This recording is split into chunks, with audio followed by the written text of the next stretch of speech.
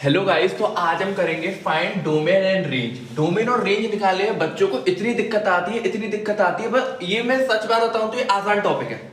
जिस तरीके से मैं बता रहा हूं सिर्फ उसी तरीके से कीजिए और अपना आंसर पाइए। देखो क्या बोला है मैंने, अपना एक एग्जांपल लिया जैसे कि f(x = √x), मैंने एक फंक्शन मान लिया √x का, ठीक है।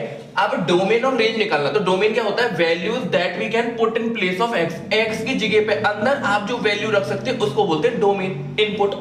रेंज क्या होता है? Values we get after putting x को रखने के बाद जो y की वैल्यूज आएंगी, क्या x को रखने के बाद जो y की वैल्यूज आएंगी, ठीक है, y या फिर fx की, उसे बोलते हैं रेंज आउटपुट। अच्छा देखो, तो आपको क्या करना है, आपको एक बात बताऊं, ये x है, क्या क्या रख सकता हूं मैं x के अंदर? साहब रूट के अंदर only 0 and positive values are around under square root. Root के अंदर आप सिर्फ या तो पॉजिटिव वैल्यू रख सकते हो या 0। तो देखो x की वैल्यू ग्रेटर देन 0 या फिर इक्वल टू 0, मतलब या तो 0 रख सकते हो या 0 से बड़ी पॉजिटिव। तो यहां से मैं क्या इसको ऐसे भी लिख सकता हूं, इसको ऐसे भी लिख सकता हूं, x बिलोंग्स टू 0 से इंफिनिटी, दोनों चीज सेम है। x के अंदर आप या तो 0 रख सकते हो या फिर पॉजिटिव, तो ये हमारी डोमेन हो गई, आप रख सकते हो।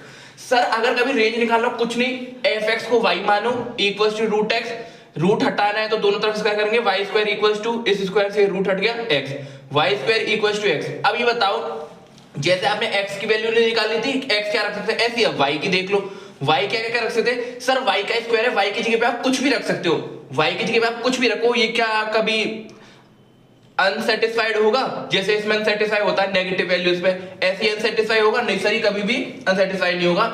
आप y की वैल्यूज कुछ भी रख सकते हैं, तो y बिलोंग्स टू r।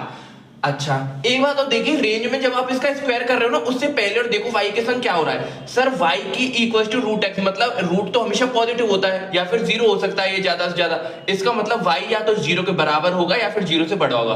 अब पहली कंडीशन ये, दूसरी कंडीशन ये, इन दोनों का लेना होता है इंटरसेक्शन। तो ये बताओ y greater than equal to 0 और y belongs to real number, इन दोनों का इंटरसेक्शन क्या होगा? सर इन दोनों का इंटरसेक्शन होगा ये, y greater than equal to 0 means y belongs to 0 से लेकर इंफिनिटी।